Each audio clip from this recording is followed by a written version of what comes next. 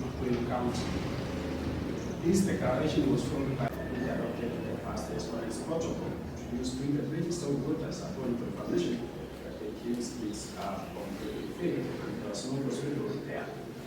That the issue of use of an alternative mode of stated that the alphanumeric search referred to paragraph 7 of the petition is an alternative system which is used by the police to identify voters used by metrics and not the area. Number 258 of this whereby the court observed that the IEBC has a constitutional duty of balancing all the rights and ensuring all voters, especially those whose biometrics are not picked by King's Supra and submitted that forms that 2A were only required where a voter was identified using the alphanumeric system or method. That court dismissed the petition, of course. As two bears the course, counsel submitted the first follow the events, and that in this case, the petitioner should bear the course as he has failed to discharge the burden of the allegation petition. Analysis and determination. I have carefully considered the petition here together with the materials.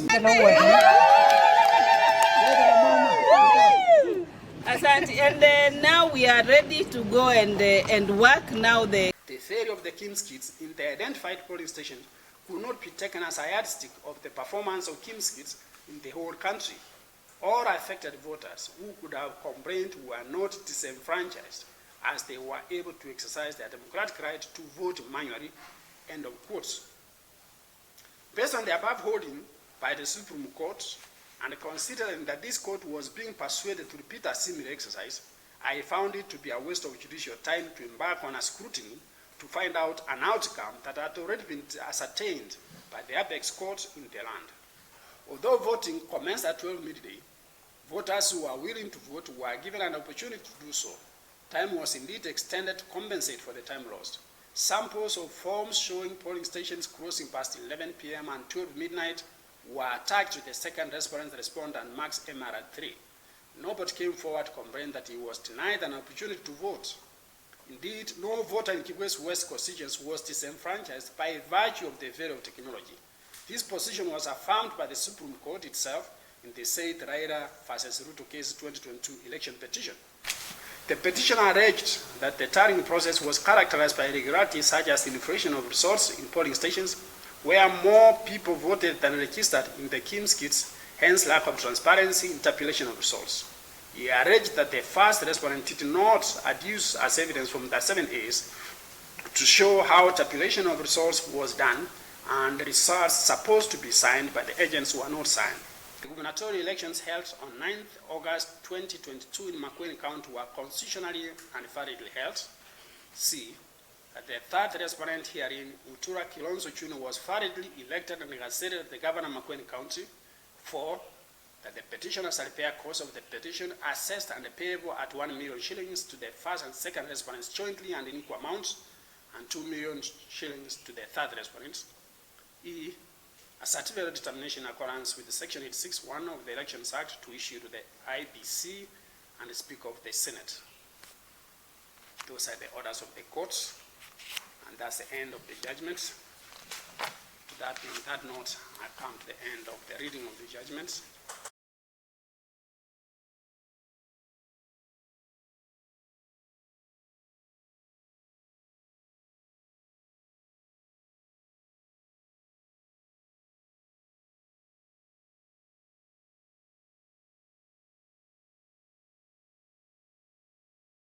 Record the total number of votes cast in favor of each candidate. 2. 2, each ballot paper shall be counted as follows. A, the presiding officer shall, in respect to every ballot paper, announce the candidates in whose favor the vote was cast. B, display to the candidates or agents the ballot paper sufficiently for them to ascertain the vote. And C, put the ballot paper at the place on the counting table or other facility provided for this purpose, set for the candidates in whose favor it was cast. 3, the presiding officer shall record the count of the votes in a tallying sheet in Form 3 set out in the statute. 4, a candidate or an agent shall have a right, A, to dispute the inclusion in the count of a ballot paper, or B, object to the rejection of a ballot paper, whereupon the presiding officer may decide to uphold or reject the complaint and act as provided under Regulation 80. From the testimony of Item 2, the constituency returning officer, after he received Form 7A from presiding officers at the constituency tallying center, he populated Form 7B in the presence of agents representing all candidates who signed the requisite form for declaration and transmission of results to the county returning officer, who also populated Form 7C and declared the winner as governor without any objection. That the petitioner was represented by one Kingola Muthusi, who signed the result declaration form as an agent. It was the petitioner's case or claim that he did not have an agent at the tallying center as stated. There is nothing on record to show that there were any anomalies or irregularities in the manner in which verification, tallying, and declaration of result was done. It is inconceivable for the petitioner to claim that voter verification was not properly done and the result inflated, yet he has no proof. None of the agents or voters came forward to claim the specific station or stations where such anomalies or malpractices occurred. This is a generalized allegation which lacks substantiation.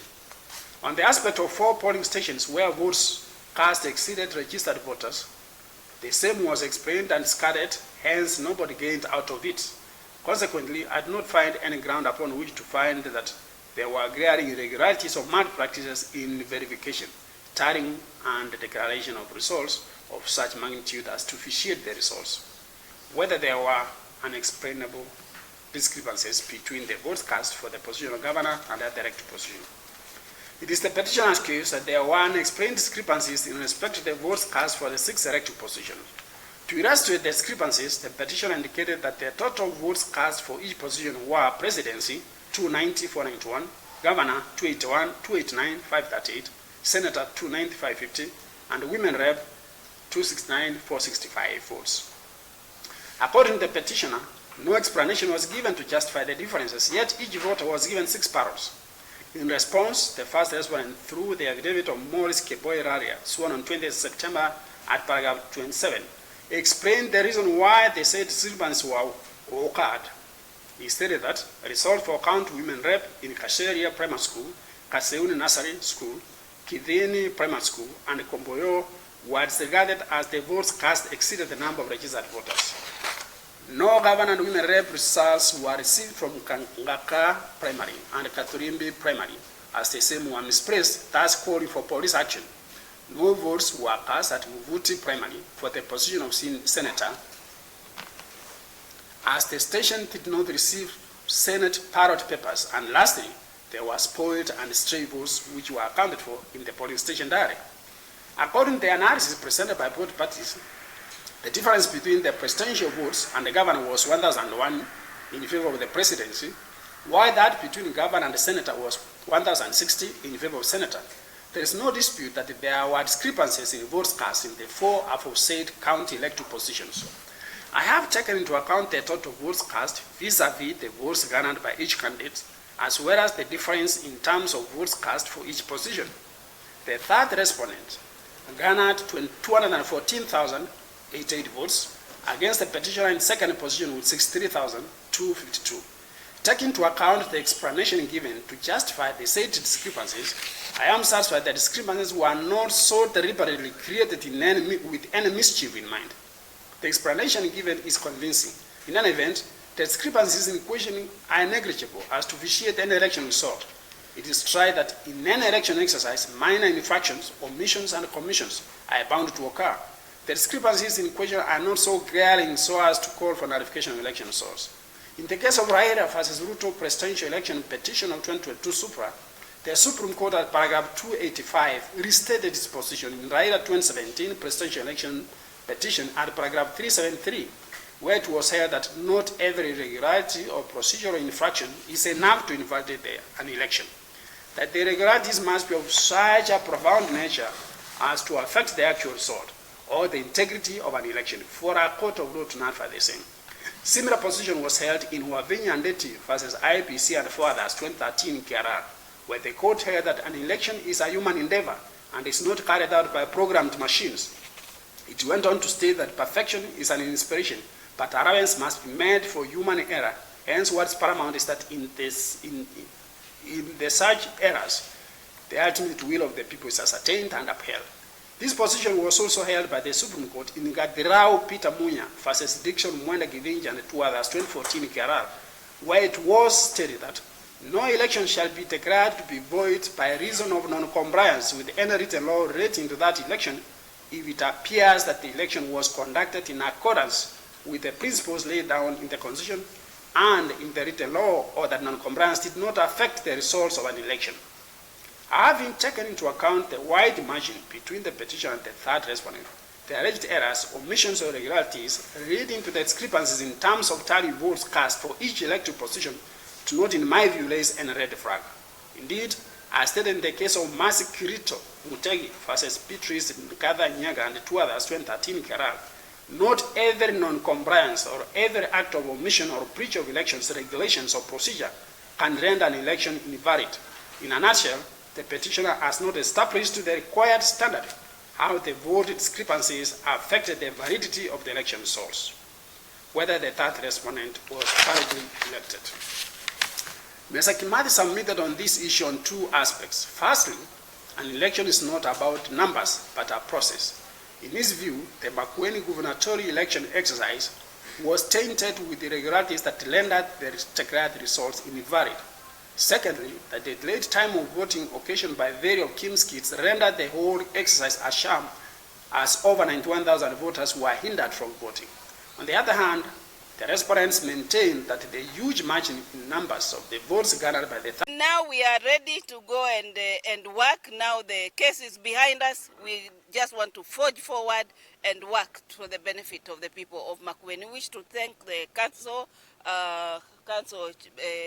Bobu, Chalo Bobu, Kevi Kilonzo and team for doing a superb job. Makofi kwao! Asante.